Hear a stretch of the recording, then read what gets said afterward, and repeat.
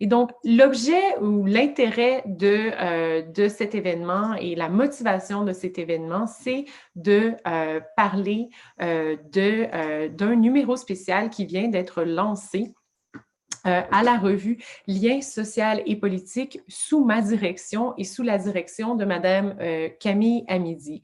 Ce numéro spécial-là s'intitule « Redessiner les contours de l'État, la mise en œuvre des politiques migratoires ». Et tout de suite, je veux mettre de l'avant le fait que ce numéro spécial-là est en accès libre et j'ai le lien à la fin de ma présentation et on va le mettre aussi dans les commentaires. Donc, si vous êtes intéressé à en savoir plus sur les textes ou aller les consulter, vous pouvez le faire sans avoir accès ou sans être abonné à une bibliothèque et vous pouvez partager aussi ces textes-là. Donc, ce numéro spécial-là visait vraiment deux questions. On tentait d'explorer par la rencontre de perspectives canadiennes, mais aussi nord-américaines, des deux grandes questions liées à la mise en œuvre. Donc, la première, on se posait la question qu'est-ce que la mise en œuvre des politiques migratoires à proprement parler révèle des transformations de l'État? Et en particulier parce que l'étude de la mise en œuvre des politiques migratoires tend à se faire peut-être en vase clos par rapport à des études sur la mise en œuvre plus largement.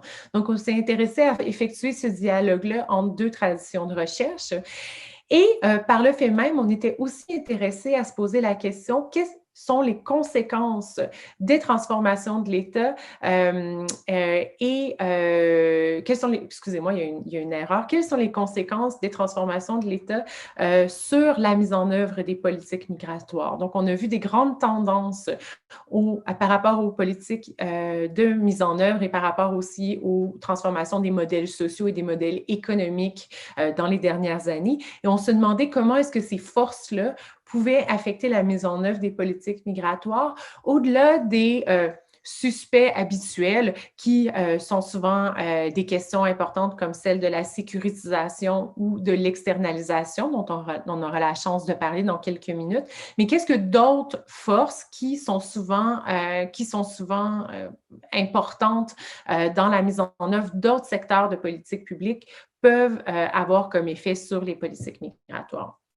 Donc, d'entrée de jeu, je veux juste, pour mettre la table un peu sur notre conversation d'aujourd'hui, revenir sur ce qu'est la mise en œuvre des politiques publiques. Donc, les gens qui s'intéressent à la mise en œuvre des politiques publiques, ce sont des chercheurs qui nous disent que la meilleure façon de comprendre ce qu'est l'État, c'est de regarder comment il interagit avec les populations qu'il tend à servir, comment est-ce que les acteurs de terrain, finalement, tendent à mettre en œuvre ces politiques-là. Que la meilleure façon de capturer les tensions au sein de l'État ou même les motivations de l'État, c'est vraiment de regarder ces interactions-là à l'échelle vraiment micro plutôt que de seulement étudier les grands discours, les grandes lois et les grands budgets. Donc, on définit la mise en œuvre des politiques comme un ensemble d'actions qui sont déployées pour réaliser les mandats, les lois, les politiques et les programmes énoncés par un gouvernement ou par les détenteurs du pouvoir exécutif. Donc, en fait, c'est ce qui se passe une fois que le gouvernement a dit « oui, nous allons agir dans cette direction ». C'est comment est-ce que cette politique-là est opérationnalisée et comment elle est aussi vécue au jour le jour. Et une perspective de mise en œuvre, c'est vraiment une perspective qui nous permet de penser vraiment à comment les politiques sont réalisées sur le terrain et en particulier à penser aux interactions entre les populations cibles, que ce soit des citoyens ou des groupes, et l'État. Et j'ajouterais aussi, je pense, il y a quand même toute une tradition qui voit un peu la mise en œuvre comme étant plus une question technique, c'est-à-dire, oui, on va vraiment juste mesurer est-ce qu'on reçoit plus de budget, est-ce qu'on reçoit assez de budget, est-ce que les mandats sont clairs, mais une approche de politique publique basée sur la mise en œuvre, c'est vraiment une approche qui propose que la mise en œuvre n'est pas seulement technique, mais elle est fondamentalement politique parce qu'elle permet à des groupes de contester l'action politique, mais elle permet aussi à des gens de contourner les visées de l'État par plein de décisions pratiques. Les autres éléments qui sont centrales à cette perspective, ce sont pour les chercheurs qui s'intéressent à la mise en œuvre de vraiment penser au décalage qui est souvent important entre ce que l'État va dire qu'il fait ou qu'elle fait, c'est-à-dire nous allons contrôler l'immigration et d'un autre côté, ce qui se passe réellement sur le terrain. Donc, ce décalage-là entre discours et volonté des dirigeants et finalement les résultats de politique publique. Et pour saisir ce décalage-là, il y a plusieurs concepts qui sont utilisés dans les études sur la mise en œuvre et je vais juste revenir sur 3 de ces concepts-là qui sont particulièrement importants dans notre numéro spécial et qui sont vraiment transversaux à l'ensemble des articles qui sont présentés.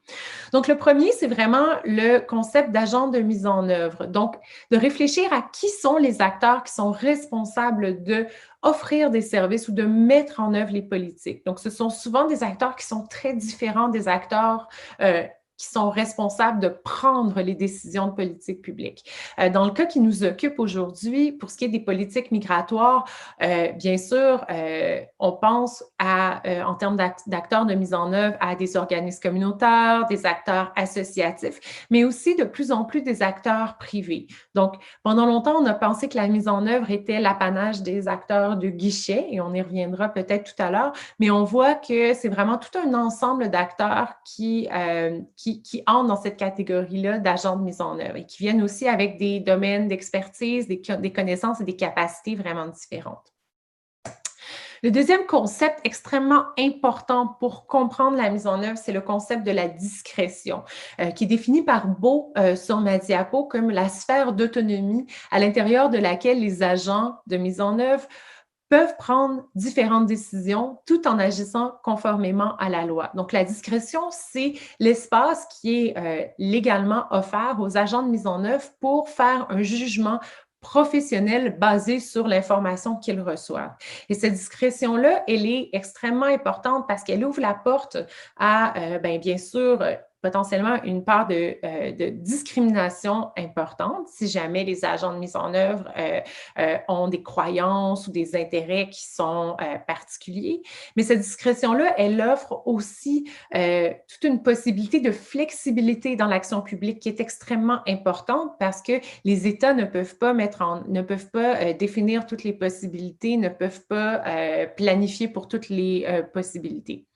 Donc, la discrétion est vraiment centrale à la mise en œuvre, mais ce que les études en mise en œuvre nous disent aussi, c'est qu'il y a toujours un inconfort considérable de la part de l'État face à cette discrétion.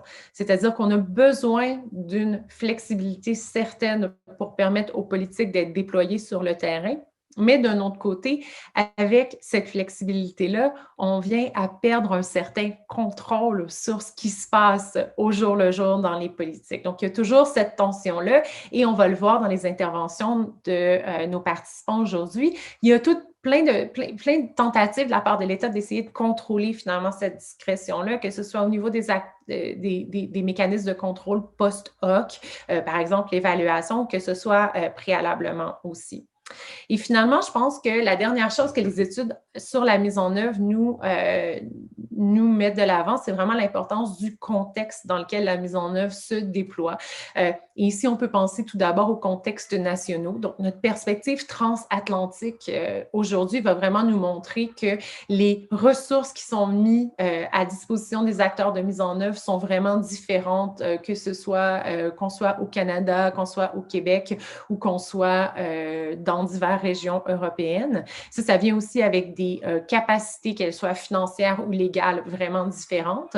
Mais ce contexte-là fait aussi que les acteurs définissent eux-mêmes leur mandat de façon extrêmement différente. Puis encore une fois, là, je peux penser aux interventions qui s'en viennent où on va voir que, par exemple, dans le cas québécois, les acteurs de terrain se considèrent souvent comme des partenaires clairement identifiés de l'État, alors que dans d'autres cas, c'est un peu moins évident. Notre numéro spécial pour répondre à toutes ces questions-là et explorer tout ça se divise en plusieurs sections. On a une première section qui explore vraiment la question de la mise en œuvre des politiques de la frontière, donc tout ce qui est la question du contrôle migratoire. Alors, on explore ces questions-là dans le numéro sur les politiques de la Guadeloupe, les politiques visant les migrants mineurs, les enfants non accompagnés en France, la question de la gestion des zones d'exception et de l'ouverture des frontières en lien avec différents acteurs du secteur associatif. Et finalement, on a aussi un article sur le rôle des camionneurs et des transporteurs routiers et maritimes dans la mise en œuvre des contrôles frontaliers à la frontière canado-britannique. On a ensuite une deuxième section qui s'intéresse vraiment plus au contexte interorganisationnel et organisationnel changeant de la mise en œuvre. Alors, la question de la sous-traitance bureaucratique et la sous-traitance néolibérale pour ce qui est du traitement des demandeurs d'asile est explorée par deux des articles dans le numéro spécial. Et finalement, on a aussi un article qui traite du rôle particulier des interprètes comme agents de mise en œuvre dans le secteur de l'asile, encore une fois. Une troisième section explore vraiment plus le rôle des acteurs associatifs qui sont responsables de la mise en œuvre des politiques d'intégration. Donc, on y explore le rôle des bénévoles, on y explore le rôle des individus et des citoyens dans le programme de parrainage collectif. On explore aussi comment les acteurs associatifs apprennent dans le cadre de crises et de nouveaux événements avec une étude de cas à Montréal. Et on explore aussi ce qui se passe en Finlande et en France avec l'exploration d'initiatives plus locales visant les femmes et les mères.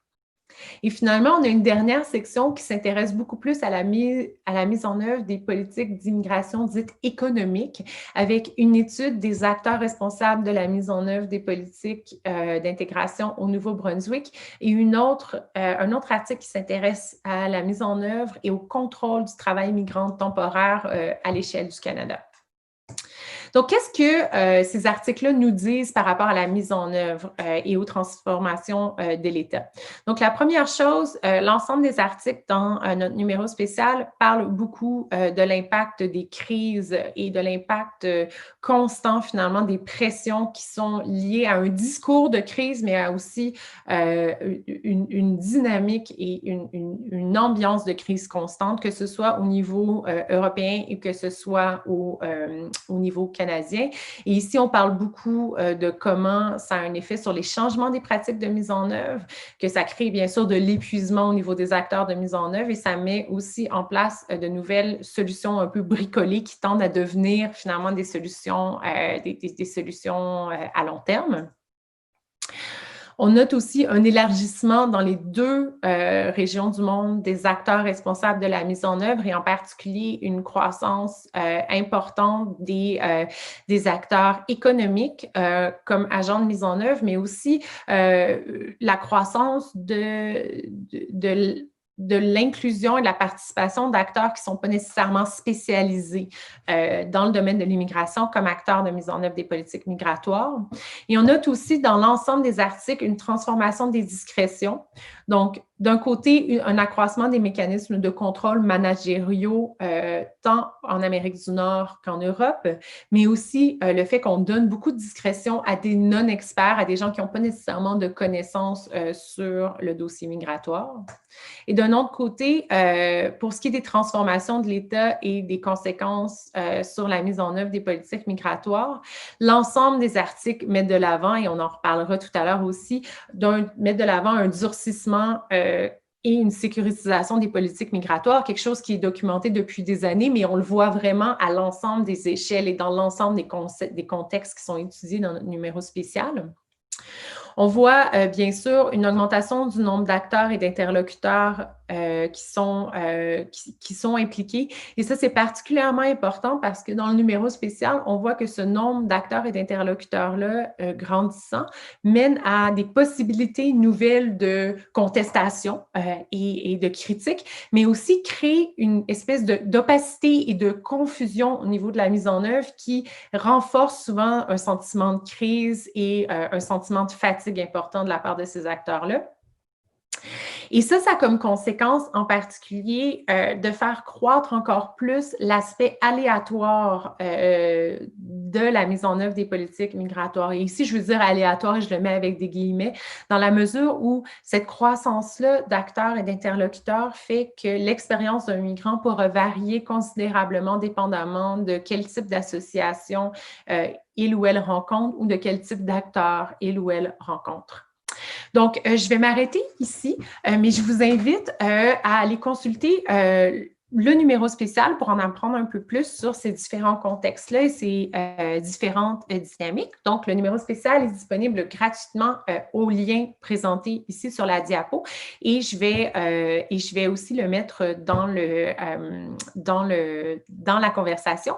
Et maintenant, ce qu'on va faire, c'est que Camille va prendre la parole et vraiment mettre la table un peu plus sur ce qui nous intéresse peut-être probablement plus aujourd'hui, c'est-à-dire qu'est-ce que les acteurs de terrain ont à nous dire finalement sur la mise en œuvre des politiques migratoires. Et on va faire ça en explorant trois questions qui sont ici sur l'écran, mais je vais tout de suite laisser à Camille la chance de nous en parler un peu plus.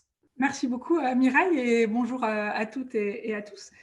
Je suis contente de pouvoir participer aussi à cet événement. Et je voulais juste, pour finir sur ce que vient de dire Mireille et ce qui permet de faire la transition avec la présentation de nos trois invités, peut-être revenir sur un des aspects qui nous a beaucoup marqué en fait en animant le numéro avec Mireille, dans ce contexte de crise, comme on l'a dit, c'est le contraste en fait entre le fait que les politiques migratoires sont mises en avant aujourd'hui énormément, alors c'est pas une nouveauté, mais c'est très accentué aujourd'hui, comme étant des attributs centraux de la souveraineté de l'État. C'est à la fois une thématique centrale et en même temps c'est beaucoup présenté sous cet enjeu-là de la souveraineté, du contrôle des frontières, etc. Donc il y a ce discours-là d'un côté, et en même temps, avec tout ce que vient de rappeler Mireille, c'est-à-dire la multiplication des acteurs impliqués, le fait que beaucoup des activités centrales de cette souveraineté étatique en fait, vont être déléguées à des avionneurs, des camionneurs, des entreprises privées, des associations, et aussi de plus en plus, ça on le voit beaucoup en France, et c'est assez récent, à des collectifs de simples citoyens de bonne volonté, mais qui n'ont pas forcément de compétences sur ces questions-là. Du coup, il y a un contraste qui est vraiment très saisissant entre ces grands discours sur la frontière, le contrôle de l'État, et en même temps des pratiques qui en réalité font appel à beaucoup de types d'acteurs très diversifiés, ce qui augmente, comme le disait Mireille, la part d'aléas et d'aléatoires dans les trajectoires des migrants qui arrivent, qui traversent les frontières, par exemple. Donc voilà, c'était juste parce que ça permet de faire la liaison avec, avec les différentes questions qu'on a proposé de poser aux intervenants. Donc c'était pour lancer la discussion. Donc la première, c'était pourquoi est-ce qu'à vos yeux, c'est important de faire attention justement à cette question de la mise en œuvre des politiques migratoires ou des politiques d'intégration dans les cas qui vous concernent. Donc on s'est dit qu'on allait faire tourner un peu la prise de parole des intervenants sur les trois questions. Donc je vais commencer par donner la parole à Sylvie Guyon du Centre social d'aide aux immigrants. Donc voilà, pour réagir sur cette première question, l'idée ce serait que chaque intervenant réagisse à peu près 5 minutes sur chacune des questions, ce qui nous laissera comme ça du temps aussi pour la discussion avec la salle, entre guillemets. Donc voilà, je vous laisse la parole, Sylvie. Merci. Bonjour à toutes et à tous. Alors, les constats et les réflexions que je vais partager avec vous sont celles du Centre social d'aide aux immigrants, un organisme communautaire en immigration de première ligne, donc qui travaille à l'accueil, l'intégration de plus ou moins 5000 personnes immigrantes et réfugiées par an à Montréal. Alors, les organismes communautaires comme le nôtre sont financés par le ministère de l'Immigration du Québec pour accueillir et soutenir les personnes immigrantes et réfugiées dans leur adaptation, leur intégration. Concrètement, ça veut dire quoi? Ça veut dire par exemple de l'aide pour ouvrir un compte bancaire, pour trouver un logement, pour s'inscrire en francisation, pour inscrire leurs enfants au service de garde ou à l'école, pour compléter les nombreux formulaires nécessaires pour accéder aux services publics et bien d'autres choses. Assurer une veille sur la mise en œuvre des politiques migratoires est importante dans une optique de défense des droits des personnes immigrantes et réfugiées. Dans ce cadre-là, les questions à se poser sont les suivantes. Les mesures proposées sont-elles accessibles en regard des réalités variées des familles immigrantes en termes de statut, de parcours migratoire, de situation familiale? Ces mesures excluent-elles certains groupes? Ces mesures sont-elles pertinentes en regard des besoins réels des personnes immigrantes et réfugiées?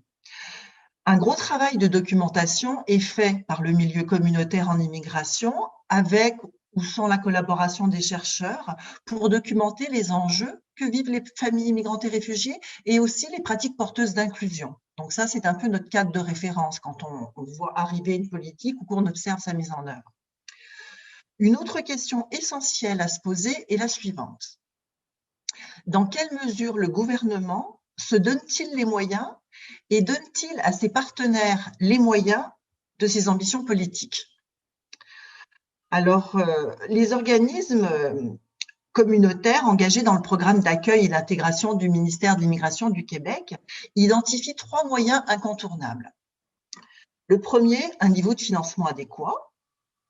Le second, des normes de programme qui permettent d'atteindre les objectifs de la politique. Le troisième, c'est la responsabilisation, voire l'imputabilité des acteurs et des services publics qui sont concernés par cette politique. Alors, nous aurons l'occasion plus tard de parler des 2 premiers points. Donc là, je vais focuser sur le troisième, donc la responsabilisation et l'imputabilité des acteurs et des services publics concernés. L'intégration des personnes immigrantes et réfugiées est un enjeu transversal. Tous les ministères ont une responsabilité et un leadership à assumer. Alors, je vais prendre un exemple très concret qui démontre les failles possibles dans la capacité des différents ministères à assumer leur part de responsabilité. L'exemple que j'ai retenu est celui du programme qui vise la catégorie des réfugiés pris en charge par l'État. On les appelle communément les réfugiés réinstallés parce qu'ils ont fui leur pays sans espoir d'y retourner et sans non plus avoir la possibilité de rester dans le pays tiers où ils sont en transit, quelquefois depuis des dizaines d'années. Alors, ces personnes-là ont généralement vécu dans des camps et rencontrent des défis accrus de santé physique et mentale, entre autres. Le ministère de l'Immigration du Québec, très conscient de la nécessité de fournir un accompagnement très soutenu à cette catégorie d'immigrants, conscient aussi de l'expertise que ça demande, a mis sur pied depuis longtemps un programme spécifique pour cette population et il a mandaté 15 organismes communautaires en immigration au niveau du Québec pour le mettre en œuvre. Le Centre social d'aide aux immigrants, l'organisme où je travaille, est le seul organisme mandaté pour accueillir ces réfugiés à Montréal. Les autres sont accueillis en région. Je vous présente une situation réelle. Un réfugié arrive au Québec en fauteuil roulant. Son fauteuil tient avec de la broche et des cordes. Le laps de temps entre la demande d'un fauteuil roulant par l'intervenant communautaire et son obtention est en moyenne de 3 mois. Le laps de temps pour l'accès au transport adapté est de 5 à 6 mois. En ce qui concerne l'accès à un logement adapté, c'est la loterie parce qu'il y a d'énormes listes d'attente. À travers l'accord Canada-Québec, le gouvernement québécois engage sa responsabilité dans l'accueil et l'intégration de cette catégorie d'immigrants particulièrement vulnérables. Est-il acceptable que le gouvernement prenne en charge ces réfugiés mais ne soit pas en mesure, dans bien des cas, de combler leurs besoins de base? On parle de se déplacer, de se loger. Poser la question, c'est y répondre. Qui paye le prix de ces lacunes? La personne immigrante elle-même, bien sûr, mais aussi toutes les personnes qui la soutiennent. On parle des intervenants, on parle du voisinage aussi. En bref, notre rôle comme organisme communautaire est de documenter les impacts négatifs et le caractère discriminatoire des politiques migratoires, mais aussi les enjeux des personnes immigrantes et réfugiées tels qu'ils sont vécus sur le terrain, ainsi que les pratiques porteuses d'inclusion.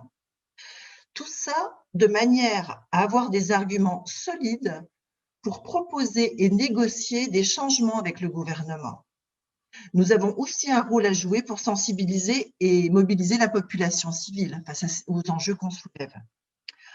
Alors, je terminerai en disant que nous sommes dans un jeu politique où entrent en dialogue et en négociation le gouvernement d'une part et les acteurs qui défendent les droits des personnes réfugiées et migrantes de l'autre part. Merci. Merci beaucoup. Donc, je vais donner la parole à Filippo Foury pour continuer sur ce sujet-là. Merci beaucoup. Et d'ailleurs, merci beaucoup pour l'invitation et merci beaucoup pour le. Je me félicite parce que j'essaie de lire et j'ai lu le volume. Il est très intéressant et très à point. Donc, c'est vraiment un plaisir de réagir sur cette question, sur cette thématique. Petite contextualisation.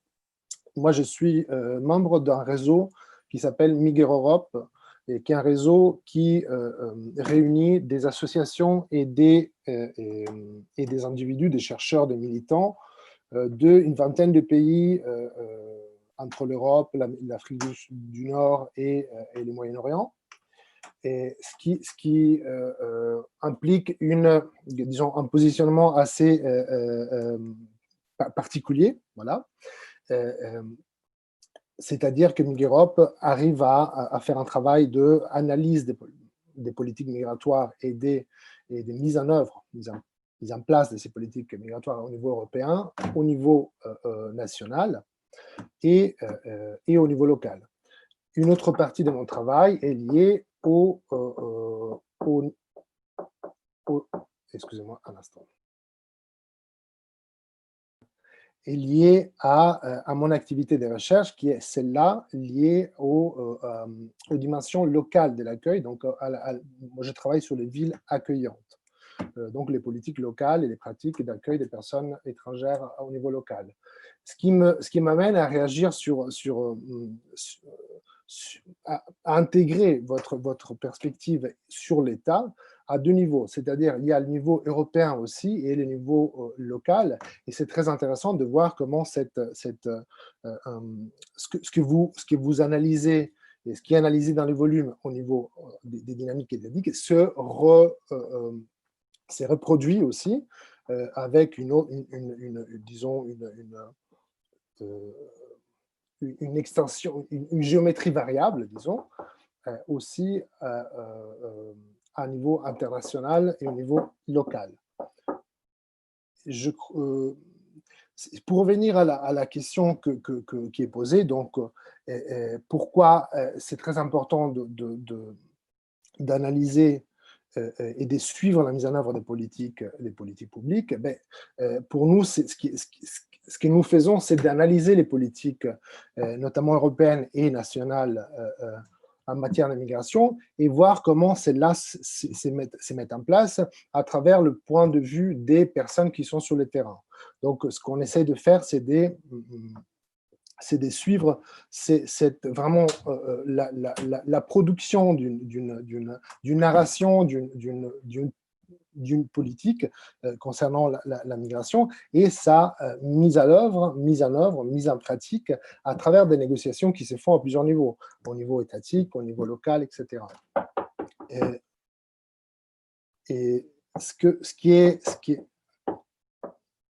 Excusez juste un instant. C'est un peu comique. Oui, vous pouvez aller régler le problème, Filippo, si c'est non, plus non, simple. mais je termine parce qu'après, je vais régler le problème de façon radicale. Mais non, ce que je voulais souligner, c'est que ce qu'on fait, donc pourquoi ces positionnements du réseau Migrare Europe et des associations qui font partie du réseau et qui participent d'une certaine manière à la fois l'observation de la mise en œuvre de ces politiques migratoires et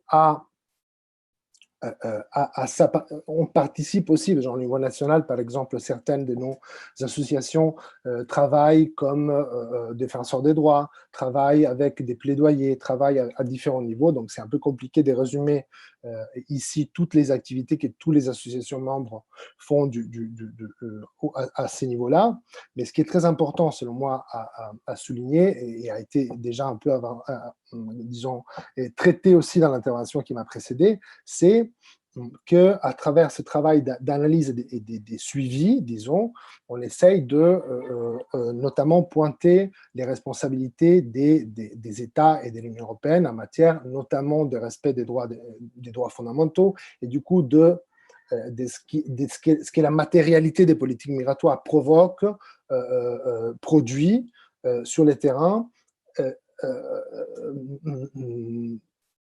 à partir de sa formulation politique. C'est-à-dire que ce qui est décrit, ce qui est produit comme politique, quelles sont les répercussions réelles sur les terrains, et aller dénoncer effectivement que souvent, à travers la déresponsabilisation et l'externalisation, à travers toute une série d'éléments que vous avez très bien pointés dans votre volume, ben, la mise en pratique et la mise en œuvre devient extrêmement problématique et du coup notre position, c'est une position critique à ce niveau-là et une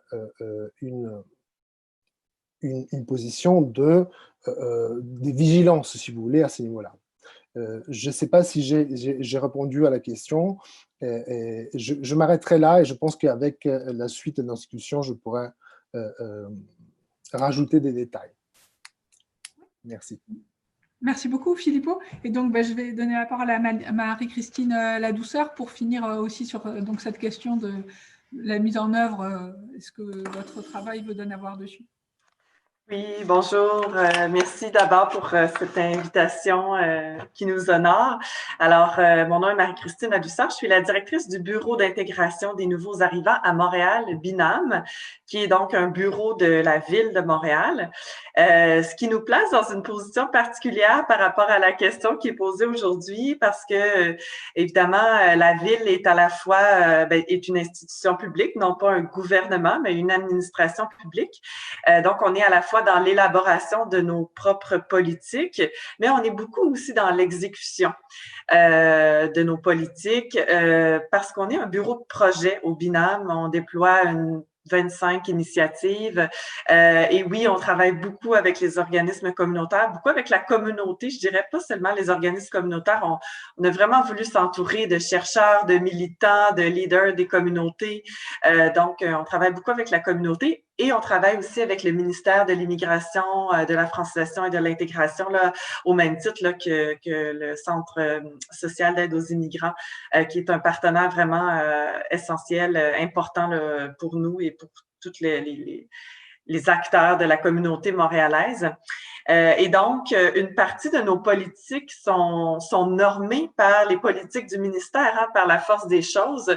Oui, on a certaines politiques ou une saveur qui nous appartient dans certains dossiers, mais parfois, on est plus dans le giron, disons, du gouvernement du Québec. Donc, je tenais quand même à nommer cette position particulière que l'on a.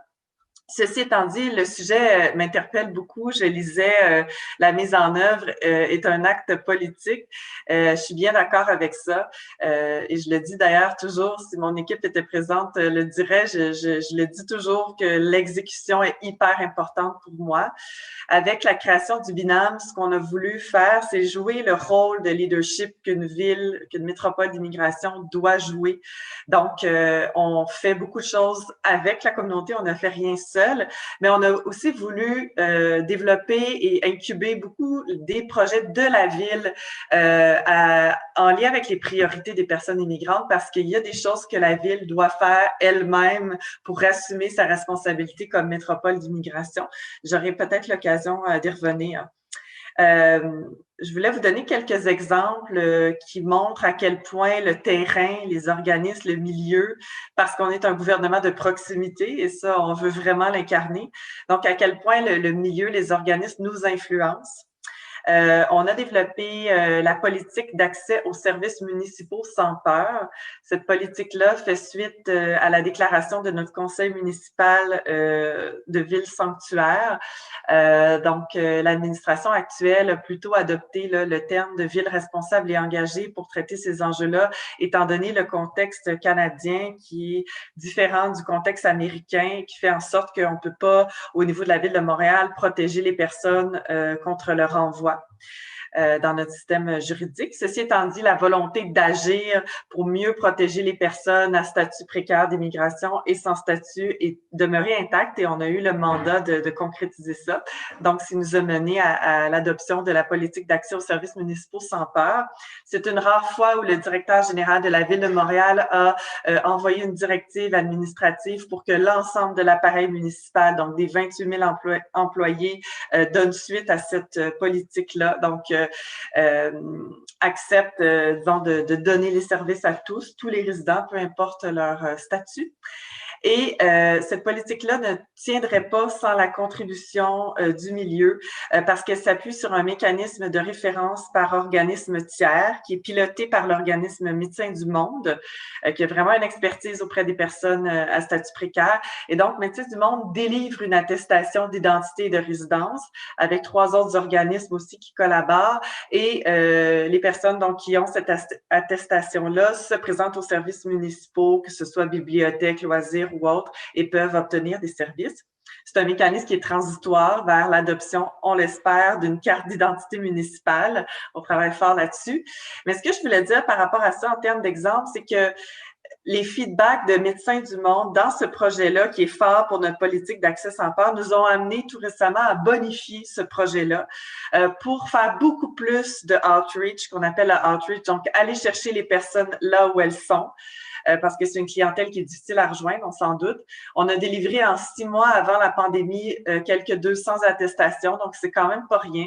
Mais on sait qu'il y a beaucoup de gens à les rejoindre. Donc, on a bonifié, on a doublé le budget et le projet pour avoir une ressource entièrement dédiée à aller rejoindre les personnes dans les milieux. Donc, de rendre ce projet-là vraiment plus flexible en lien avec la réalité des personnes sans statut. Et ça, pour moi, c'est un exemple de comment l'exécution s'adapte à ce qu'on entend sur le terrain, puis à la proximité aussi qu'on a développée au niveau de notre bureau avec le terrain. Un autre exemple, c'est l'initiative des 6 territoires d'inclusion prioritaire. Donc, notre bureau, c'est une de nos initiatives phares, encore là pour incarner le rôle de gouvernement de proximité. On a donc développé 6 territoires d'inclusion prioritaire qui regroupent 8 arrondissements. Dans ces 6 territoires-là, on retrouve 62% des nouveaux arrivants à Montréal, donc on capte quand même beaucoup. Et évidemment, il y a des fractures de services à Montréal. C'est un enjeu, j'y reviendrai, là, la coordination de l'offre de services. Donc, on souhaitait vraiment investir ces territoires-là pour repérer d'éventuelles fractures de services, entre autres. On a 6 conseillers qui ont investi ces territoires, qui ont fait un travail de fond, de diagnostic. Et tous les enjeux de logement sont ressortis très, très fortement. C'est d'ailleurs un des 5 grands enjeux là, de notre plan d'action Montréal inclusive. Et donc, ça nous a permis de développer plusieurs projets de rapprochement entre locataires et propriétaires, entre autres en médiation interculturelle, en lien avec le logement, par ces enjeux-là qui sont remontés du terrain. Et peut-être je terminerai en disant que on est aussi, parce que nos acteurs terrain sont tellement importants, puis on est privilégié d'avoir un réseau d'organismes vraiment riche, là. Je le vois quand on se compare avec d'autres villes, à quel point on a nous, là, plusieurs centaines, peut-être jusqu'à 200 organismes qui travaillent de près ou de loin sur ces sujets-là. Donc, nous, il y a 2 volets là, sur lesquels on travaille, le renforcement des capacités, le volet des données. Quand on fait des tournées auprès des organismes, souvent, ce qu'on nous dit, c'est nous, on est sur le terrain, donnez-nous des données, contribuez-nous, puis les chercheurs, vous êtes bien placés, vous en produisez beaucoup aussi. Et pour la première fois cette année, on a développé un outil là, qu'on va faire chaque 2 ans qui s'appelle ECHO, le baromètre, qui nous permet pour la première fois, la Ville de Montréal, de produire nos propres données dans les 19 arrondissements de la Ville de Montréal, sur plein d'enjeux qui touchent les personnes immigrantes et les compétences aussi de la Ville. Donc ça, c'est certain que les organismes vont avoir ces données en primeur, là, vont être au premier chef pour recevoir ces données-là, puis qu'on va faire chaque 2 ans. Je vois Mme Guillon qui dit oui, yes. L'autre chose aussi, c'est qu'on a toute une programmation de formation, et là, je fais le lien avec votre article. Vous avez beaucoup parlé des non-experts, hein? Je sais qu'il y a plusieurs visions sur les non-experts, est-ce qu'on doit ou non, ou en tout cas, quel effort on doit mettre avec les non-experts. Nous, par la force des choses, on s'est retrouvés à financer beaucoup d'organismes de plus modeste taille qui reçoivent ou qui offrent des services aux personnes immigrantes sans être spécialistes. Donc, on a beaucoup fait de formations en impact, gestion de projet, indicateurs, l'évaluation. On est très poussé au niveau de l'évaluation. Donc, on a toute une offre de formation là, qui s'appelle l'atelier pour ces organismes-là. Et je m'arrête ici pour ce premier volet. Merci beaucoup à tous les trois. J'ai l'impression que si on veut garder du temps pour la discussion collective derrière, il faut passer à la deuxième série de questions. Mais parce que j'avais une interrogation, mais peut-être que vous aurez l'occasion d'y répondre tout à l'heure un peu, Marie-Christine. Comme vous avez évoqué le fait que Montréal se définit comme métropole d'immigration et après on a bien vu se décliner beaucoup de choses qui sont étonnantes d'un point de vue français de ces temps-ci. Du coup, je me demandais si vous auriez pu juste revenir, mais tout à l'heure, sur ce que ça veut dire exactement métropole d'immigration. Enfin, qu'est-ce que c'est comme type de statut, éventuellement, si vous avez l'occasion. Mais voilà, je vais vous repasser la parole pour la deuxième série de questions. Donc, l'idée, c'était, et ça vous permettra aussi de rentrer encore plus dans le détail des actions de vos organismes, c'était les 3 principaux défis. Alors, il peut y en avoir 2, il peut y en avoir 4, mais les principaux défis auxquels votre organisation fait face à vos yeux en matière de prestation de services et en matière de mise en œuvre des politiques migratoires.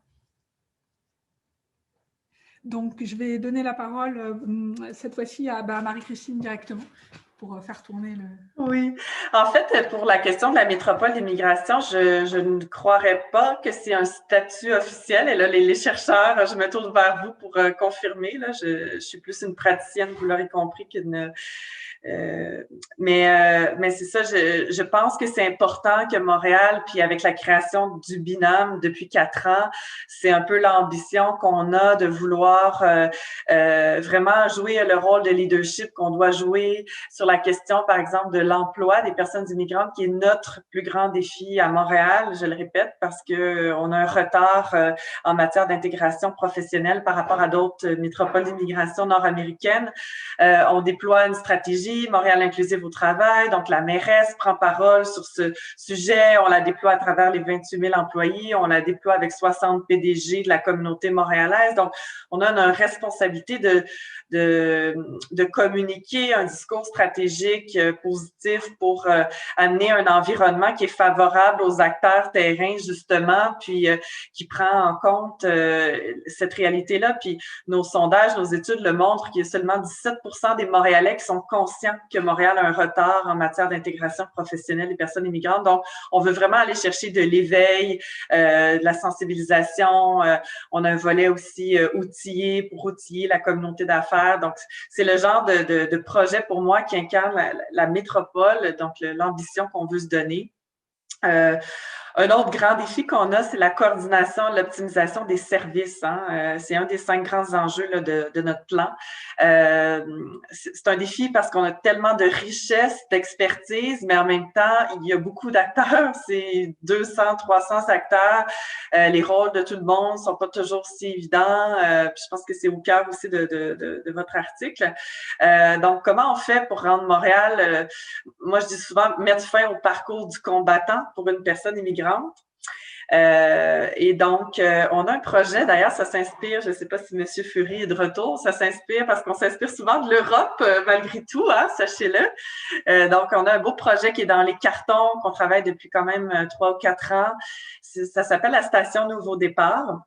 On s'inspire du One Stop Shop de Lisbonne. Donc, c'est un lieu physique où les nouveaux arrivants, c'est surtout au niveau là, des premières semaines, là, les premières démarches plus d'installation. Donc, un lieu physique où on peut offrir des services gouvernementaux de tous les paliers pour accélérer l'installation surtout d'un point de vue surtout gouvernemental. Donc, c'est très complémentaire à l'offre des organismes communautaires, mais comment on peut d'un même souffle donner une carte d'assurance maladie, un numéro d'assurance sociale, voir un conseiller, par exemple, du ministère de l'Immigration qui va référer vers les organismes, qui va faire une espèce de plan d'action personnalisé, un conseiller d'Emploi Québec, besoin d'attester des documents, besoin d'une halte garderie, tous les lieux culturels aussi, la ville comme dans ses compétences traditionnelles, donc le Bureau Accès Montréal, la culture, les bibliothèques. Donc, comment on peut offrir tout ça sous un même toit de façon avec un service client exceptionnel, avec plusieurs langues. C'est notre défi, notre aspiration aussi. Si on est, puis on l'a entendu beaucoup dans nos consultations sur le terrain, si on est un demandeur d'asile ou un réfugié même accepté, on a des exemples, une personne nigériane qui arrive dans un organisme, tout petit organisme qui fait de l'alphabétisation avec un sac, on l'a entendu, c'est un sac de lettres de l'État. Qui n'a pas ouvert parce qu'il ne comprend pas la langue. Ces organismes-là nous disent, rendez-nous l'appareil public simple, simplifiez-nous l'appareil public, accélérez les choses. Donc, on pourrait référer une personne comme ça vers la station Nouveau Départ qui serait dans un lieu central de la ville. Donc, c'est ça qu'on travaille avec Service Québec étroitement pour répondre à cet enjeu-là de coordination et d'optimisation des services. On pense que ça va être bénéfique pour tout le monde, même pour les organismes, qu'il va y avoir plus de références aussi. Puis, je pourrais m'arrêter sur un autre défi. J'en ai parlé un peu, les migrants statut précaire ou sans statut même. C'est un dossier qu'on porte beaucoup, j'allais dire seul, là, c'est peut-être pas le bon mot, mais qu'on porte beaucoup la Ville de Montréal, je dirais ça comme ça, sur nos épaules parce qu'on est proche de la population, parce qu'on a un devoir, on pense d'être là pour tous les résidents. Donc, j'ai mentionné la politique d'accès sans peur. On a aussi développé une cellule d'intervention et de protection qu'on a confiée à un organisme phare qui s'appelle le Centre d'aide aux victimes d'actes criminels, qui est un organisme qui existe depuis longtemps, qui peut accompagner les personnes qui sont victimes d'abus sur la personne, éviction de logement, toute la question du travail au noir aussi. Donc ça nous préoccupe beaucoup là, de renforcer ça. On a des budgets limités, les villes. Vous savez, les villes, surtout avec la pression de la COVID-19, ont une pression financière très importante. Donc, on a des budgets assez limités, mais on veut continuer à développer ce créneau-là là, des migrants à statut précaire. Un autre dossier ou deux dossiers qu'on travaille beaucoup, qui sont des gros enjeux, on travaille beaucoup dans le contexte de COVID, c'est un, la fracture numérique et deux, l'offre multilingue des services. Fracture numérique, ça a été exacerbé par la pandémie. On a vu des familles nombreuses dans des logements où tout le monde était sur la même bande passante, puis il y avait des enjeux là, d'accès à cette bande passante-là. Donc, on se mobilise au niveau de la ville et on a même ouvert 2 haltes connexions pour les personnes plus vulnérables dans l'arrondissement Ville-Marie. On espère qu'il y aura d'autres haltes connexions qui vont ouvrir, puis on veut faire une stratégie plus globale d'inclusion numérique. Et pour ce qui est de l'offre multilingue, on s'est rendu compte que les règles de santé publique n'étaient même pas toujours accessibles aux populations allophones. Donc, avec des bénévoles de la Ville de Montréal et en tout cas des ressources, on a développé beaucoup de traductions qui ont été repris aussi par des organismes communautaires. On a vu des camions crieurs sur le terrain. Donc, utiliser nos outils. Donc, c'est un exemple d'ailleurs où on est à la fois dans l'élaboration et l'exécution des politiques là, avec ces camions crieurs. Donc, c'est deux autres défis aussi. Merci beaucoup. Du coup, je vais vous donner la parole à Sylvie Guyon, donc pour continuer sur les principaux défis que rencontre le CACI sur ces questions de mise en œuvre des politiques. Alors, c'est merveilleux tout ce qui se fait via le BINAM. Là, on le connaît parce qu'on est un partenaire. Mais c'est vrai que c'est assez un leadership vraiment intéressant. Alors, depuis juillet 2020, les organismes comme le CCI travaillent dans le cadre du nouveau programme d'accompagnement et de soutien à l'intégration. Alors, on aime beaucoup les acronymes chez nous, donc ça s'appelle le PASI, P-A-S-I, qui remplace le programme Réussir l'intégration, qui était le PRINT. Alors, en soi, ce nouveau programme est intéressant. Les organismes ont plus de marge de manœuvre pour proposer des services et des activités adaptées aux besoins de leur clientèle et de leur milieu. Ceci étant dit, le programme est défini, implanté et évalué en mode agile. C'est un terme de gestion qui est assez à la mode en ce moment, qui signifie finalement qu'on construit l'avion en plein vol. on est agile. Or, force est de constater une incohérence entre le mode agile, prôné par le ministère de l'Immigration du Québec, et ses exigences excessives en matière de reddition de comptes. Alors, pour saisir l'enjeu, je vais vous présenter un peu les faits saillants du passage du programme PASSI au programme PRINT. Ça va vous donner une idée. Le 1er juillet 2020, c'est l'entrée en vigueur du tout nouveau PASSI, Programme d'accueil et de soutien à l'intégration.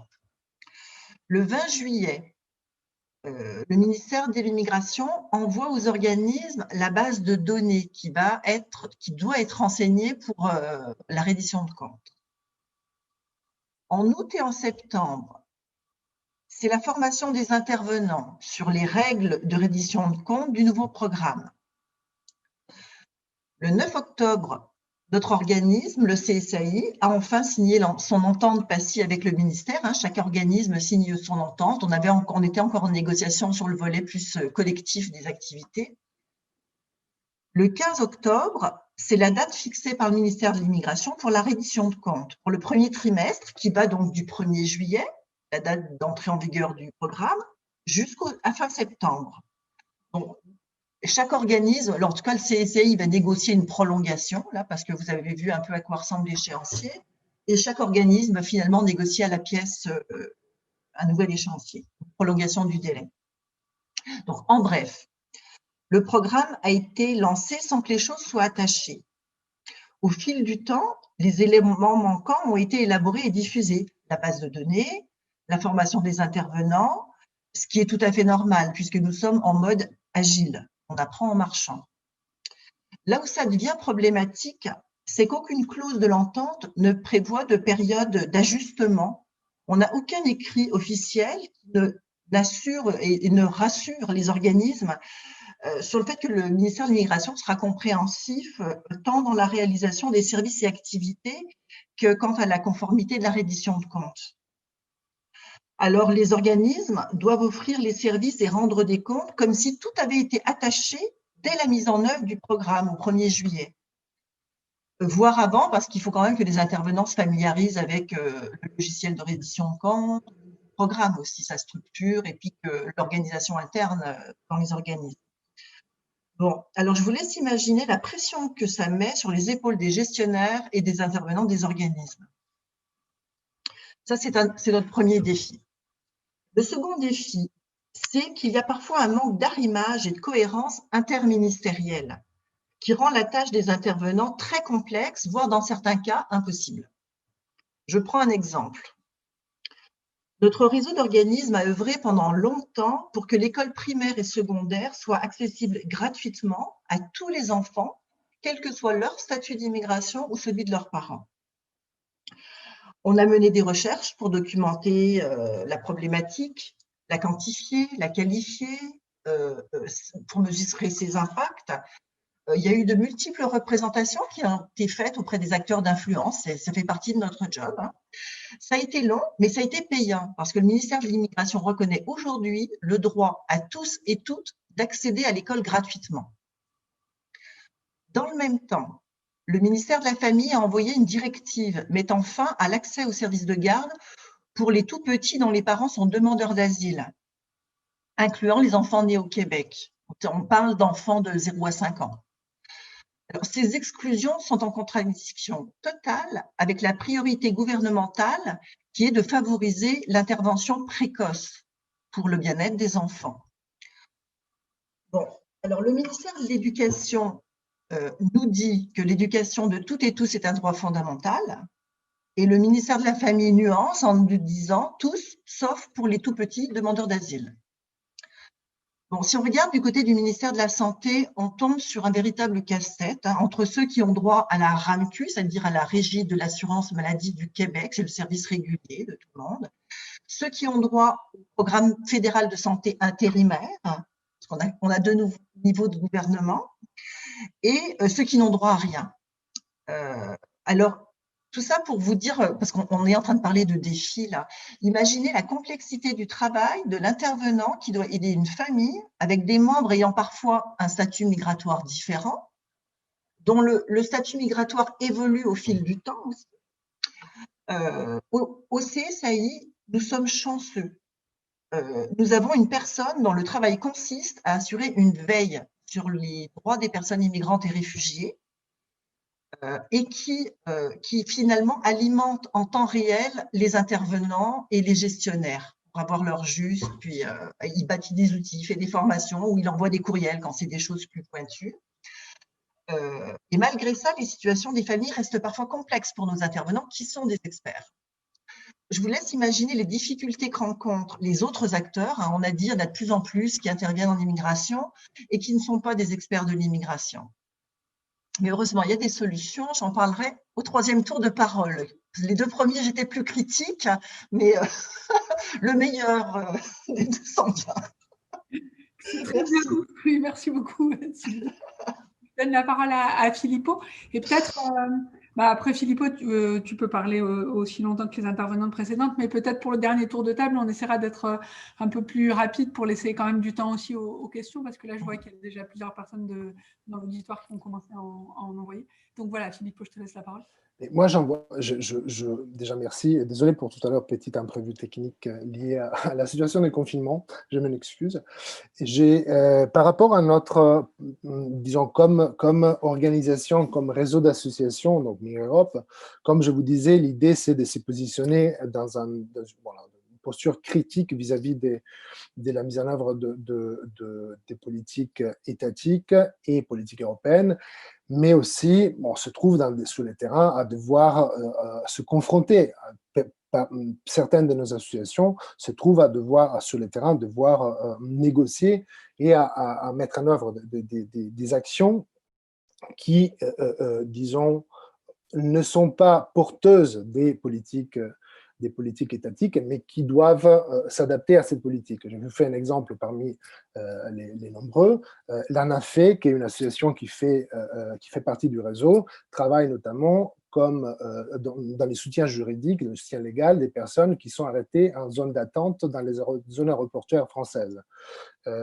C'est évident que dans une situation comme celle-là, la capacité, les difficultés qu'on se trouve à devoir gérer sont assez complexes et assez différentes. Il y a des capacités de réaction qui sont vraiment, comme dans les cas de la FE, qui sont dans l'urgence, dans la crise. Donc, je vous avais mentionné dans votre introduction la dimension de la crise. Je trouve que une des problématiques est effectivement celle-là, c'est-à-dire à quelle mesure les organisations de la société civile, les associations, à quel niveau et comment elles peuvent, avec quelle vitesse, avec quelle capacité d'intervention peuvent réagir à des politiques qui maintenant sont de l'ordre de l'urgence. Donc, vraiment, il y a un débat qui, selon moi, se fait, et une des problématiques que nous, auxquelles on doit se confronter, c'est exactement celle-là, c'est-à-dire la capacité c'est pas des actions et réactions, mais c'est plutôt de réaction et action. C'est-à-dire que des fois, il y a des situations auxquelles on doit pouvoir réagir et une des difficultés, c'est vraiment de la possibilité de mettre en place des réactions à la hauteur. Par exemple, les politiques européennes, les politiques italiennes du gouvernement précédent, du gouvernement avec Salvini comme ministre des Affaires intérieures, il y a eu des mesures qui allaient pénaliser de façon explicite les demandeurs d'asile sur le territoire italien, c'est-à-dire l'interdiction de leur inscription à l'état civil qui leur permettait d'accéder à tout un tas de droits, des droits civils et d'accès aux droits à services, etc. Mais la difficulté a été celle de monter et de réagir au niveau juridique et au niveau pratique à cette situation. Donc, comme association, on a vraiment une problématique qui, selon moi, est dans les termes de vraiment action et réaction. Et c'est quelque chose qu'on retrouve aussi au niveau des politiques municipales. C'est-à-dire que cette même cas italien, vous avez vu comment des municipalités italiennes ont dû essayer de trouver une façon de réagir à cette mise en place de politique. Après, il y a la temporalité de la politique, du changement des politiques, parce que vous avez vu que le gouvernement a changé, il y a eu des déclarations comme quoi on voulait changer et modifier disons, les décrets qui avaient été publiés par le gouvernement de droite, mais au gouvernement même, la transition est très longue, c'est très compliqué, et au niveau de terrain, donc est-ce que les villes comme acteurs politiques sur le terrain et les associations, bon, ils ont du mal à réagir et à s'adapter et à comment dire, répondre de façon pertinente.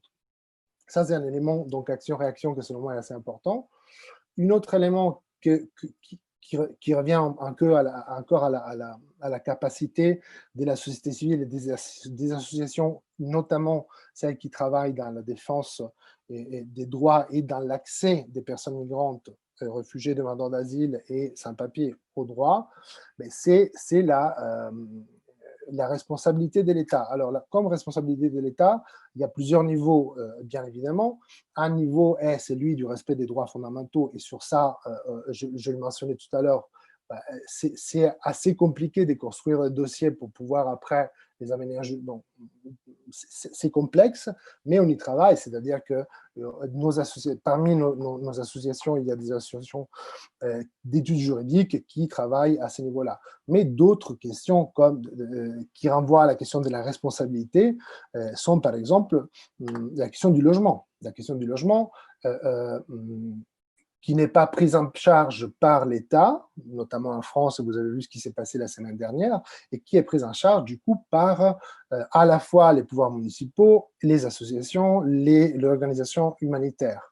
Le problème au niveau de cette dimension de la responsabilité, c'est que il y a tout un débat ouvert entre la nécessité que l'État réponde à ces responsabilités et le fait de soupler à cette manque, c'est-à-dire l'État ne le fait pas, les associations le font, bien, ça pourrait amener l'État à dire « Ok, faites-le, on vous laisse les dossiers ». Et du coup, aller dans le sens davantage des responsabilités du sujet qui est censé avoir cette responsabilité. Donc ça, c'est un troisième élément qui, selon moi, est assez complexe et assez bon, c'est un défi effectivement à ces niveaux-là. Et un autre élément qui pour moi est assez essentiel, c'est que notamment quand on a des associations qui travaillent pour la défense et l'accès aux droits des personnes étrangères et migrantes, et qu'on travaille dans une position critique des politiques étatiques, la question c'est l'indépendance politique et l'indépendance économique, c'est-à-dire comment arriver à mener des politiques sans être financé par l'État, avoir une indépendance qui nous permet effectivement de mener à bien nos initiatives, nos actions, etc. Donc ça, c'est un autre élément que, selon moi, mérite d'être mentionné, parce que l'indépendance économique aujourd'hui est de plus en plus nécessaire. Donc on voit au moins elle conditionne pas mal l'action de terrain, notamment parce qu'il y a je ne dis pas du chantage, mais on pourrait parler des chantages, effectivement. On demande un certain niveau d'intervention et on demande qu'on n'intervienne pas dans d'autres dossiers. Donc, cette idée d'indépendance est très importante, selon moi. Et bon, je pense que je peux m'arrêter là. Évidemment, il y en a beaucoup d'autres.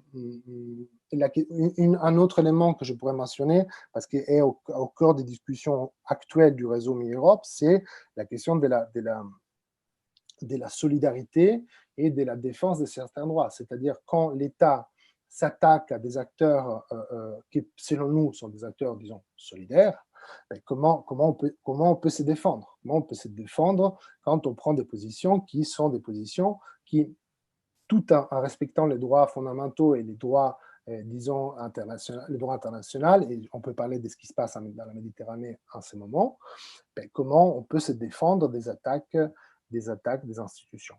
Voilà. Donc, disons que la position du réseau Mi-Europe est plutôt critique et, je ne dis pas antagoniste, mais de tension. Comment on peut œuvrer face à l'État. Voilà.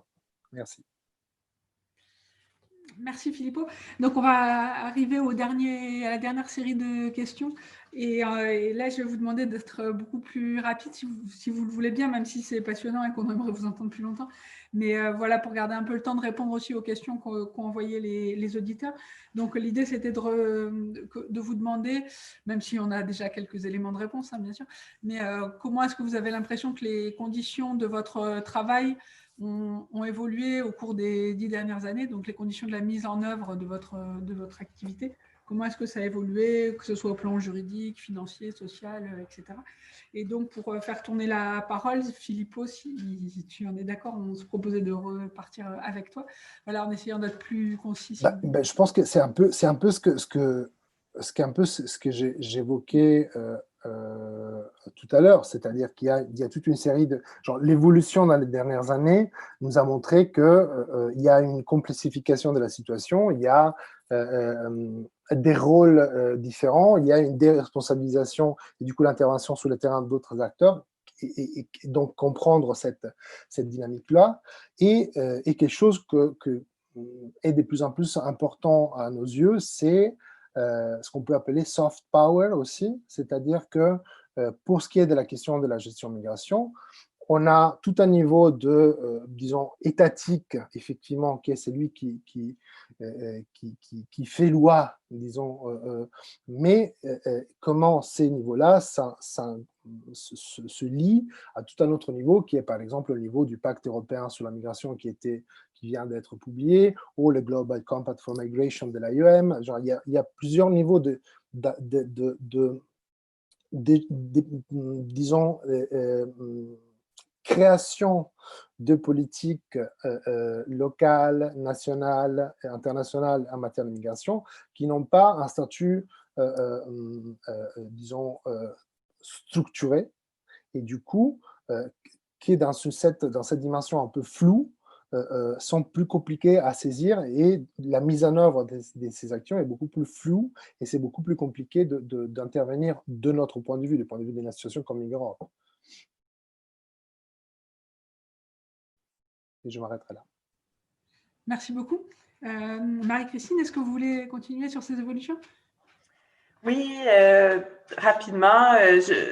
C'est sûr qu'au niveau de la ville, avec la création du bilan, du bureau d'intégration des nouveaux arrivants, on a commencé à développer une forme d'expertise, à jouer plus un rôle en matière de gestion des migrations. J'en ai pas parlé, mais on a joué un rôle. Notre création est liée à l'arrivée des réfugiés syriens, là, qui a été une prise de conscience pour la ville de Montréal, qui n'avait pas d'instance de coordination avec la communauté, puis aussi à l'intérieur. Et on a eu l'occasion de jouer un rôle à l'été 2017 lors de l'arrivée des demandeurs d'asile à la frontière américaine. Après l'ouverture du stade olympique où des demandeurs d'asile ont été logés, ça a choqué quand même l'imaginaire. Nous, on a ouvert l'immeuble des Sœurs de la Providence dans l'arrondissement d'Annecy où 500 demandeurs d'asile ont été logés. Je dis on a ouvert, c'était un immeuble de la ville qu'on a prêté, loué, entre guillemets, au gouvernement du Québec là, au moment où il n'y avait pas de place là, disponible. Donc, tout ce rôle-là d'appui, disons, au gouvernement du Québec dans la gestion des migrations, qui est nouveau. Donc, ça, c'est positif, je pense. En fait, du point de vue de la ville, je pense que c'est pas mal positif dans le sens qu'on a une plus grande collaboration avec le ministère, on a accru notre entente, on n'a pas accru nos compétences, par contre. Ça, c'est peut-être un souhait qui était là au niveau politique il y a quelques années. On n'a pas accru notre champ de compétences. C'est-à-dire que dans le cadre de la relation avec le ministère, on est dans le programme d'appui aux collectivités. Là, Sylvie mentionnait tout à l'heure certains programmes du ministère. L'entente avec entre la Ville de Montréal et le ministère se situe vraiment au niveau des collectivités accueillantes. Là, c'est un concept que M. Fury a mentionné également. Ce qui fait que c'est beaucoup dans l'interculturel, projets, les projets plus collectifs. Mais quand même, on réussit dans ce contexte-là à faire beaucoup de choses. Les attentes sont plus grandes aussi. Nous, on a beaucoup mis de l'avant l'évaluation de nos initiatives. Puis ce qu'on a dit à nos partenaires communautaires, c'est qu'on apprenait ensemble de ces évaluations-là. Donc, on a des plans d'évaluation indépendants, des contrats avec des évaluateurs indépendants pour nos grandes initiatives et on va apprendre de ça. Donc, on s'inscrit, je pense, beaucoup dans cette logique-là. On a aussi, quand je parlais des attentes plus grandes, il y a aussi les préoccupations sur le racisme qui ont été nommées cette année. La question du racisme au sein de la ville va être traitée de façon transversale avec la récente annonce de la création d'un bureau de lutte au racisme et à la discrimination. Donc, ça amène un niveau de raffinement plus grand. La question de l'intersectionnalité aussi avec un projet qui s'appelle l'ADS+, de formation des employés municipaux, mais aussi des élus et de d'autres acteurs qui gravitent au niveau de la ville. Hein. Comment amener cette question de l'intersectionnalité et encore là, Mme Guyon parlait des immigrants handicapés, donc les femmes, les personnes racisées, donc toutes ces dimensions-là. Et c'est des données qu'on va aller chercher avec le sondage ECHO, le baromètre dont je parlais plus tôt, qu'on va faire chaque 2 ans. On va pouvoir mesurer nos populations, comment les choses évoluent pour nos populations, le plus désagrégé possible pour avoir des données vraiment à terme par arrondissement, puis en fonction de toutes ces couches d'intersectionnalité-là. Donc c'est ça, plus d'attentes, mais en même temps, plus de capacité, plus d'expertise, être à la hauteur, finalement, des défis qu'on a aujourd'hui. C'est sûr qu'au niveau financier, il y a des gros défis, là, des grosses pressions sur les villes, et la Ville de Montréal ne fait pas exception à ça. Donc, c'est là où on va avoir le plus de défis, je crois. Merci beaucoup. Et puis donc, pour finir sur cette série, Sylvie Guyon. Je clôture. Alors, le premier grand changement qu'on voit depuis ces 10 dernières années, qu'on a vécu ces 10 dernières années que je veux nommer, c'est le fameux passage print au passis, l'arrivée de ce nouveau programme sur lequel j'ai été si critique. L'introduction de ce nouveau programme s'est faite avec l'intention clairement annoncée du gouvernement du Québec de faciliter l'intégration des personnes immigrantes et réfugiées. Le slogan, c'était « En accueillir moins pour en prendre soin ». Eh bien, je dirais que le gouvernement québécois a tenu ses promesses. Il a tenu ses promesses en augmentant d'abord de façon substantielle ses financements. Si on prend juste le programme PACI, parce qu'il y a le programme PACI, il y a le programme de francisation, mais juste le programme PACI, on est passé d'un montant global de 18 millions à un montant de 50 millions. C'est pas rien. Le gouvernement a aussi tenu ses promesses en élargissant les critères d'accessibilité des services d'accueil et d'intégration qui sont offerts par les organismes. Juste, bon, je dépasse les 10 ans, mais sachez qu'en 1992, au début du programme, quand le ministère de l'Immigration du Québec a déployé son premier programme, pour être admissible au service des organismes communautaires en immigration, il fallait résider au Québec depuis moins d'1 an. Comme si en 1 an, on était capable d'être totalement autonome dans une société. Et avec le PACI, il n'y a plus de restrictions en fonction de la durée de résidence. Ça, c'est majeur. Le gouvernement a aussi donné droit à de nouvelles catégories d'immigrants, leur a donné le droit d'accéder aux services proposés par les organismes communautaires. Ça, c'est pas rien non plus. On a les travailleurs temporaires et les étudiants étrangers, enfin, la plupart, il y a des petites nuances là, mais les personnes en processus vers une résidence permanente et même les personnes immigrantes et réfugiées devenues citoyennes. Hein, on le sait, hein, les femmes, il arrive qu'elles s'occupent des enfants, etc. Elles ne vont pas tout de suite se franciser, cheminer dans l'emploi. C'est pas systématique, mais c'est quand même, il y a une discrimination là-dessus. Bon, là, maintenant, il n'y a plus de limite. Elles peuvent vraiment accéder aux services. Le gouvernement a aussi mis en place des allocations financières qui facilitent la participation des personnes immigrantes et réfugiées aux sessions objectifs intégration, par exemple, qui visent à faire connaître les valeurs québécoises. Et puis pour terminer, peut-être sur ce programme-là, tout ce que ça a apporté de positif, on peut se réjouir de l'ajout d'un volet qui permet aux organismes de financer des ressources en intervention communautaire interculturelle, un programme de jumelage interculturel et des activités collectives qui vont être vraiment adaptées aux besoins de la population qu'ils rejoignent sur le territoire où ils la rejoignent. Donc, les organismes ont une très belle marge de manœuvre pour développer des activités qui vont faciliter la pleine participation des personnes immigrantes sur diverses dimensions. On parle de économique, citoyenne, identitaire, linguistique, communautaire, culturelle. Donc ça, c'est la porte ouverte à un véritable laboratoire d'innovation sociale pour la participation pleine et entière des personnes immigrantes et réfugiées. Alors, en ce qui concerne un autre grand domaine de collaboration entre les organismes communautaires en immigration tels que le mien et le ministère de l'Immigration, qui est la francisation, on observe exactement les mêmes tendances. Augmentation substantielle du financement, accès à la francisation à de nouvelles catégories d'immigration, allocations financières pour favoriser leur participation. Bon, malheureusement, pour l'instant, il y a un décalage entre le nombre de profs de francisation disponibles et les listes d'attente qui ont explosé forcément. Donc, bon, on est en train de vivre ça, mais la règle est là. Le second grand changement dont je voudrais parler, c'est le leadership assuré par de nouveaux acteurs en matière d'immigration. En particulier, moi je parle de Montréal, hein, c'est notre réalité. L'intégration des personnes immigrantes et réfugiées, ça nécessite une adaptation réciproque de la personne immigrante, mais aussi de la société d'accueil. Et l'accompagnement des dans la compréhension de la réalité des personnes immigrantes et réfugiées et dans l'adaptation de leurs pratiques pour plus d'équité, c'est un incontournable.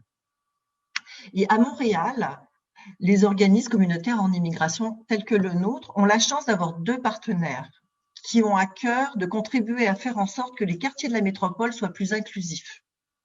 Il s'agit de la Fondation Centraide du Grand Montréal et de la Ville de Montréal via son binôme, entre autres.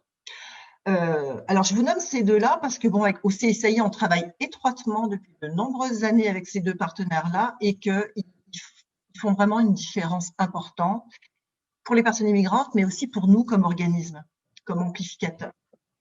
Alors, Centraide du Grand Montréal finance et collabore un projet qui vise à contribuer à une intégration réussie des personnes immigrantes et réfugiées en misant sur la qualité de l'accueil et la solidarité des communautés locales. Comme on est pressé, je vais faire court. Par exemple, dans les quartiers où nous sommes implantés, on peut bénéficier de formations gratuitement, de formations de qualité, et où on invite tous nos partenaires et où on chemine ensemble pour se donner une lecture commune des enjeux, pour cheminer dans la compréhension, dans les savoir-faire, savoir-être en lien avec l'immigration. Ça, c'est un levier extraordinaire. Ça existe depuis 5 ans. Malheureusement, ce projet prend fin en mars. Alors, on se croise les doigts pour que Centraide poursuivre parce que le besoin reste là. Il y a toujours des nouveaux intervenants. Tout le monde n'a pas profité du projet. Bon. Alors, la ville de Montréal, bon, Marie-Christine en a parlé, c'est assez extraordinaire. La politique sans peur, bon, elle a un nom plus politiquement correct que ça, mais nous, on l'appelle la politique sans peur, où les personnes sans statut qui n'ont droit à rien vont pouvoir être des citoyens de la ville, accéder aux services. C'est juste extraordinaire. La simplification d'accès aux services, là aussi, il faut que j'arrête. Hein. Bon, enfin, elle vous en a parlé. C'est des changements extrêmement encourageants. Oui, je vais juste vous couper pour qu'on ait le temps de répondre à quelques-unes des questions qui ont été posées. Comme j'ai le micro rapidement, puisqu'il y avait un intervenant qui demandait quel était ce que j'avais fait allusion à des associations de citoyens à qui on délégué la mise en œuvre des politiques publiques. Je pensais notamment dans le cas français, mais c'est vrai aussi ailleurs en Europe, hein, le fait qu'avec ce qu'on a appelé la crise migratoire et les flux relativement massifs, hein, sous c'est très relatif. Mais bon, avec l'arrivée de migrants et notamment le fait qu'ils sont retrouvés dans la rue, en bas de chez soi pour pas mal de personnes, ça a suscité des élans de solidarité et de mobilisation qui sont assez spécifiques à cette crise-là. Et donc, il y a beaucoup de gens qui n'étaient pas forcément impliqués dans des réseaux militants avant, qui ont adopté des démarches de solidarité en hébergeant des gens chez eux, en distribuant des couvertures, ou alors qui ont participé à des squats, etc. Et donc ça, c'est une des spécificités quand même, je pense, de la crise entre guillemets actuelle, c'est que en particulier en France, mais sans doute aussi dans d'autres pays européens, ça a suscité l'engagement de gens qui ne faisaient pas partie de réseaux classiques. Et donc ça pose aussi des questions. À la fois, on peut trouver ça... Enfin, c'est les questions qu'évoquait Philippot sur le fait que si l'État ne le fait pas et que des gens le font, est-ce que ce n'est pas une façon de décharger l'État? Et ça pose aussi des questions parce que c'est aussi beaucoup de bonne volonté, mais ce n'est pas toujours des gens qui ont les ressources ou les compétences pour faire ça bien. Donc, certains des textes du numéro de la revue évoquent ces questions-là aussi. Ce n'est pas complètement anodin de faire prendre en charge ça par des gens qui ne sont pas des professionnels. Ça peut avoir des vertus, mais ça pose aussi des questions. Donc voilà sur cette question-là. Camille, je suis désolée, mais malheureusement, on doit rendre la licence du webinaire à Concordia. Donc, il y a un autre événement qui va commencer à 13h. Et donc, on est limité aussi par notre contexte et nos ressources. Mais donc, on n'aura pas le temps de faire la période de questions. Mais par contre, ce que je propose de faire, c'est que mon équipe a pris en note l'ensemble des questions qui ont été posées dans le chat et nous allons les faire circuler aux intervenants. Et lorsque nous ferons la distribution de la bande vidéo, nous pourrons aussi ajouter quelques éléments de réponse. Pour ça, je suis vraiment désolée. Malheureusement, c'est les contraintes c'est les contraintes du direct. Camille, est-ce que tu veux ajouter quelques mots de conclusion par contre? Non, mais du coup, comme j'évoquais ce point-là, je peux m'arrêter là-dessus. Parfait.